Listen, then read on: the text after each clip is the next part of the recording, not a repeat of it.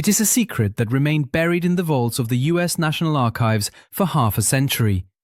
A document stamped secret, bound in heavy cardstock, outlining a military operation of terrifying ambition.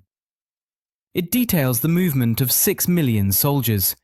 It calculates the logistical requirements for massive chemical weapons bombardments. It identifies the enemy not as the Soviet Union, nor Germany, nor Japan. The enemy, designated by the code colour red, is the British Empire. For modern audiences, the special relationship between London and Washington is a given, a bond forged in blood on the beaches of Normandy. But history is rarely so linear. In the shadows of the 1920s, the world's two greatest English-speaking powers were not friends. They were predators circling the same carcass of the post-war world. And in the corridors of the British Admiralty, the fear was palpable. A belief that a cataclysmic naval war with the United States was not just possible, but perhaps inevitable. To understand why, we must strip away the nostalgia of the victory parades of 1918. When the smoke cleared over the Western Front, the geopolitical map had been fundamentally rewritten. Great Britain, though victorious, was exhausted. She was a debtor nation, bleeding gold into American coffers, her industries shattered, her population grieving a lost generation. Across the Atlantic, the United States had emerged as the titan of the new century. Rich, industrialized, and seemingly untouched by the ravages of trench warfare. But the true point of friction was not on land, it was at sea. For 200 years, the Royal Navy had operated under the two-power standard. The doctrine that the British fleet must be larger than the next two largest navies combined. This was not vanity, it was survival. As an island nation dependent on imported food and raw materials, naval supremacy was the only thing standing between Britain and starvation. By 1920, that supremacy was dead. The United States Navy, flush with congressional funding, was building a fleet second to none. In Washington, admirals argued that the US merchant marine needed protection from the arbitrary rules of the British blockade system. In London, this demand for parity looked like a dagger aimed at the Empire's throat. Why, the British Admiralty asked, did the United States need a massive battle fleet? They had no overseas empire to police. They had no neighbours threatening their borders. To the suspicious minds of the Royal Navy, there was only one conclusion. The American fleet was being built to challenge Britain. The tension came to a head in 1922 at the Washington Naval Conference. Ostensibly a peace conference designed to prevent an arms race, it was, in reality, a diplomatic ambush. The United States used its immense financial leverage to force Britain to scrap tons of its own warships. The resulting treaty established a ratio of 5 to 5 to 3 for capital ships, 5 for the US, 5 for Britain, and 3 for Japan. On paper, it was equality. In practice, it was a funeral for the Pax Britannica. The Royal Navy, stretched thin across the Atlantic, the Mediterranean, and the Indian Ocean, was now numerically capped by a nation concentrated in two oceans. For the first time in history, Britain had officially acknowledged it could no longer outbuild its rival. But while the diplomats toasted to peace with champagne in Washington, the military planners went back to their dark rooms to prepare for war. The British realized that in a conflict with America, they faced a nightmare scenario. Their traditional weapon, the naval blockade, would be useless against a continent-sized nation with its own resources. And worse, they had a hostage to fortune that they could not protect. That hostage was Canada. And as the 1920s progressed, the United States War Department began to look north, not as a friendly neighbour, but as the staging ground for the British Empire's forward operating bases. The plan they developed to neutralise this threat would be clinical, brutal, and shocking in its scope. It was known formally as Joint Army and Navy Basic War Plan Red. Approved in its most finalized form in 1930, but developed iteratively throughout the preceding decade, it remains one of the most chilling documents in American military history. The planners at the War College in Washington, D.C. had categorized the world by color.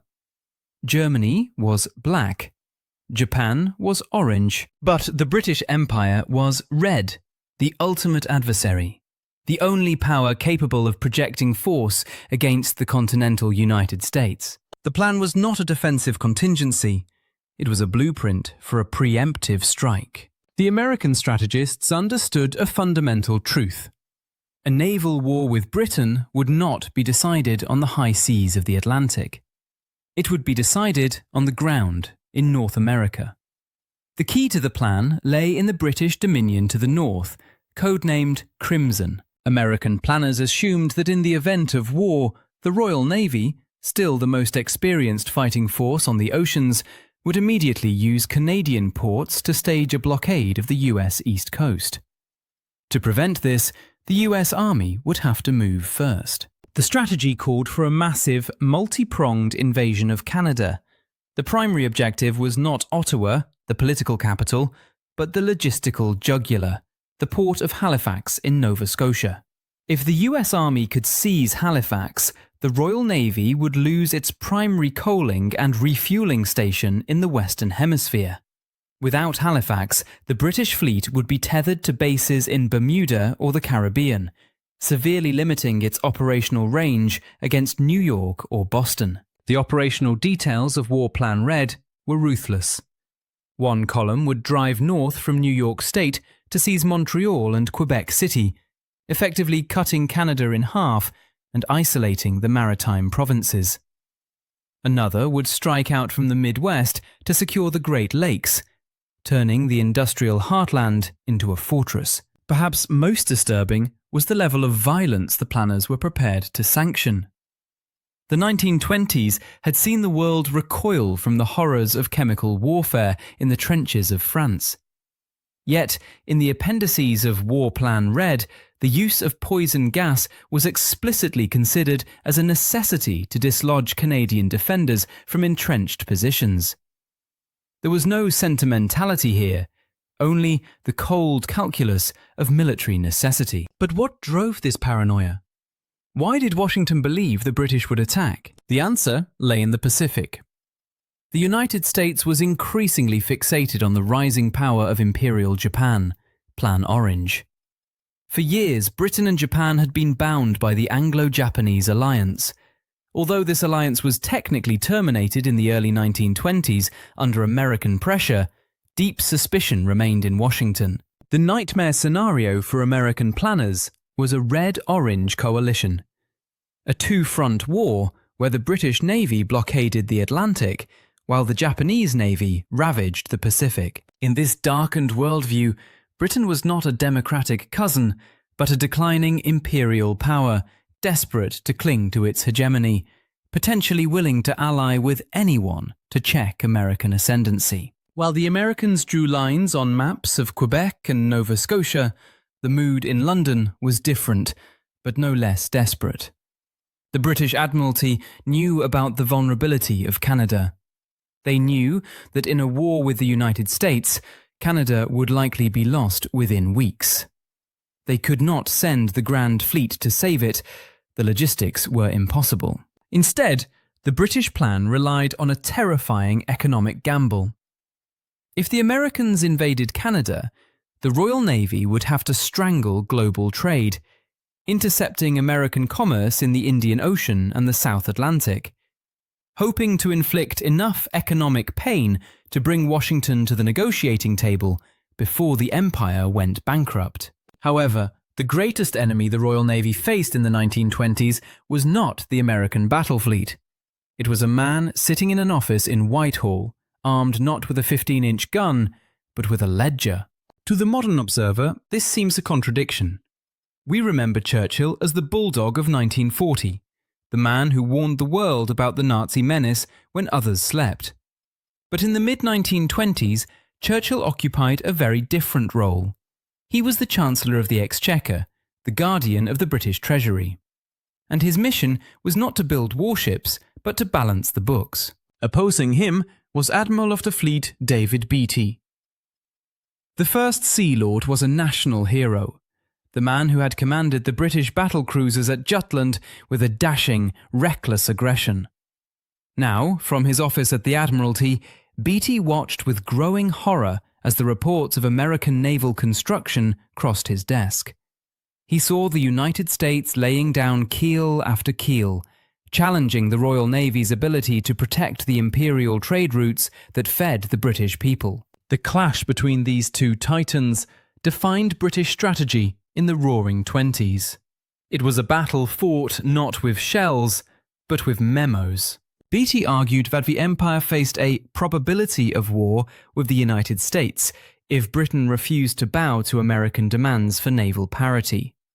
He demanded funding for a massive program of cruiser construction, 70 ships minimum, to patrol the vast shipping lanes of the Atlantic and Pacific. Without them, he warned, a hostile American fleet could starve Britain into submission in months. Churchill, however, was unmoved. He viewed the Admiralty's fears as hysterical paranoia designed to secure a larger budget. In a series of blistering cabinet meetings, Churchill wielded his most potent political weapon, the 10-year rule. Originally drafted in 1919, the rule stated that the British armed forces should draft their estimates on the assumption that the British Empire would not be engaged in any great war during the next 10 years. Churchill, as Chancellor, made this rule permanent and self-perpetuating. Every day the sun rose, the 10-year clock reset. In a secret memo to the Cabinet in 1927, Churchill wrote words that would haunt the Admiralty. War with America is not a contingency which any reasonable government should contemplate.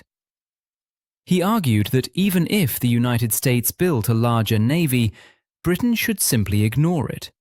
Why bankrupt the nation preparing for a war that politics would never allow to happen? To Beatty, this was madness. He believed that weakness invited aggression.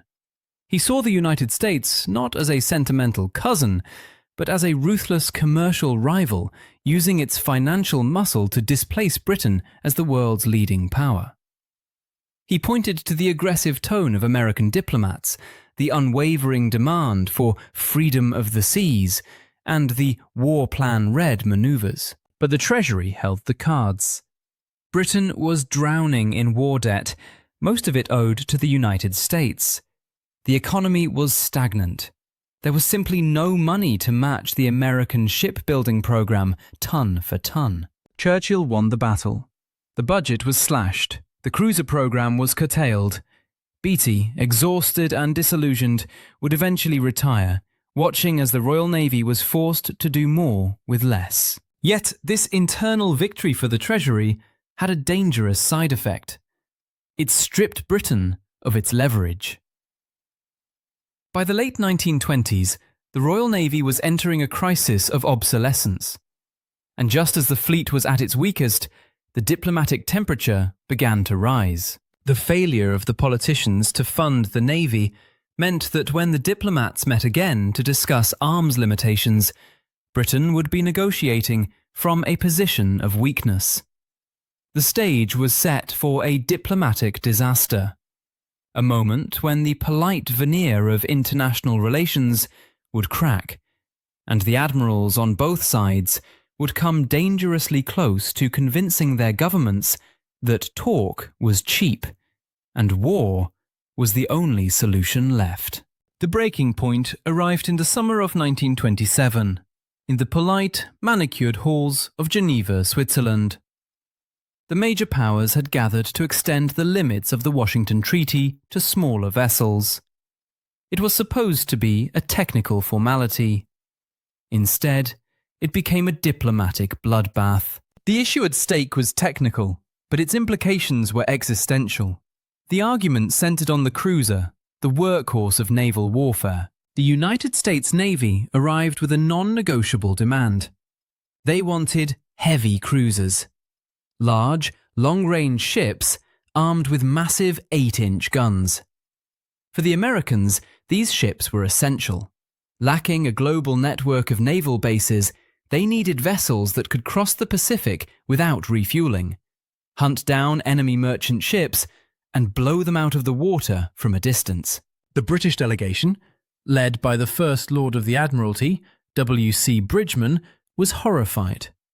To them, the 8-inch cruiser was an offensive weapon, a commerce raider designed specifically to destroy the British merchant marine.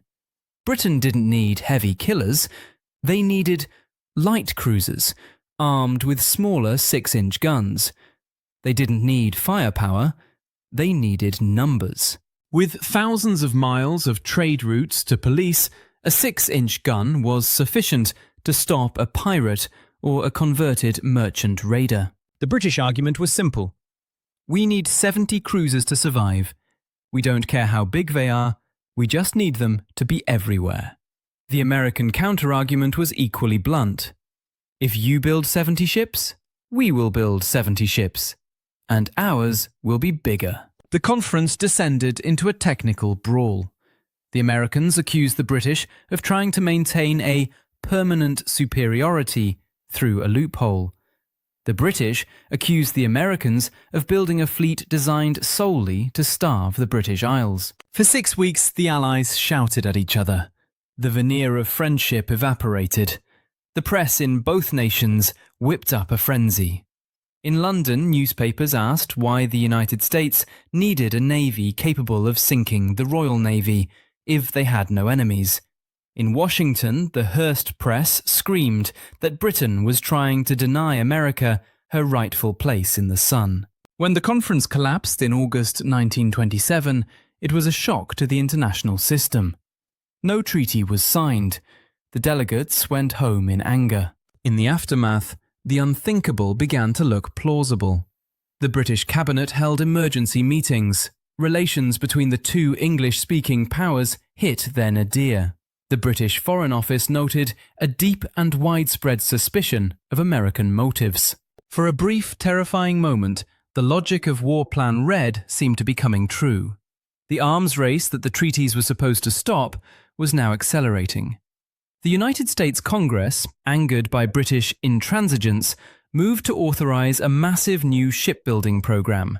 15 heavy cruisers, the treaty cruisers, clearly designed to outgun the Royal Navy. Britain stood at a precipice. To compete meant economic ruin. To concede meant the end of the empire as a global superpower. History, however, has a way of making military plans irrelevant with a single stroke. The resolution to the Anglo-American Cold War did not come from a naval battle off the coast of Halifax, nor from a diplomatic breakthrough in Geneva. It came from the trading floor of the New York Stock Exchange. In October 1929, the global economy collapsed. The Great Depression struck with the force of a tidal wave, shattering the fragile post-war recovery. In London and Washington, the priorities shifted overnight. The question was no longer, how do we fund a larger navy, but how do we feed our people? For the British Empire, the Depression was the final nail in the coffin of the two-power standard. The sheer economic weight required to compete with the United States was now visibly impossible. The British Prime Minister, Ramsay MacDonald, a pragmatist who understood the brutal arithmetic of the time, recognised that the game was up. Britain could not fight the United States, Japan, and a resurgent Germany all at once. It had to choose its enemies. And so, in a move of calculated geopolitical surrender, Britain chose to make the United States a friend. In 1929, MacDonald travelled to the United States, the first serving British Prime Minister to do so. He met with President Herbert Hoover at Rapidan Camp in the Blue Ridge Mountains. Sitting on a log by a stream, far from the stiff formality of diplomatic halls, the two men buried the hatchet. But the terms of peace were clear. Britain would accept American parity. The trident of Neptune, held firmly by Britannia for centuries, was being shared. This understanding was formalised in the London Naval Treaty of 1930. The Royal Navy accepted limits that would have been unthinkable a decade earlier. They capped their cruiser fleet. They accepted that the US Navy would be their equal in every class of ship. It was a quiet revolution.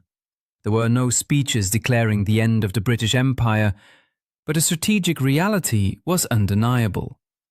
By accepting parity, Britain was effectively outsourcing the defence of the Western Hemisphere to the United States.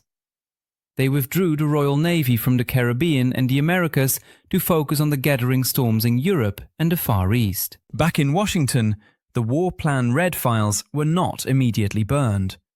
The military bureaucracy kept them updated until the late 1930s.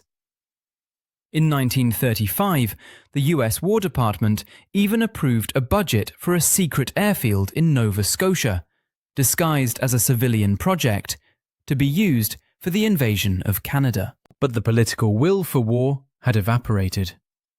As the 1930s progressed, the true threats revealed themselves. The rise of fascism in Europe and militarism in Japan forced London and Washington together. The red and blue armies that had plotted against each other's destruction were soon fighting side by side against the black and orange threats they had feared. The war that never was remains a fascinating ghost story of the 20th century. It is a reminder that alliances are not inevitable facts of nature, but choices made in the face of survival. The United States did not conquer Canada, and the Royal Navy did not blockade New York.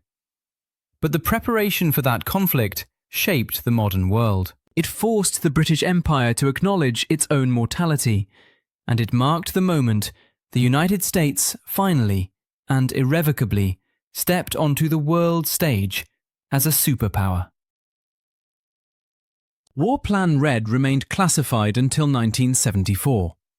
When it was finally released to the public, it caused a minor diplomatic stir in Canada, where the press was less than thrilled to learn their neighbours had planned to gas them and seize their ports.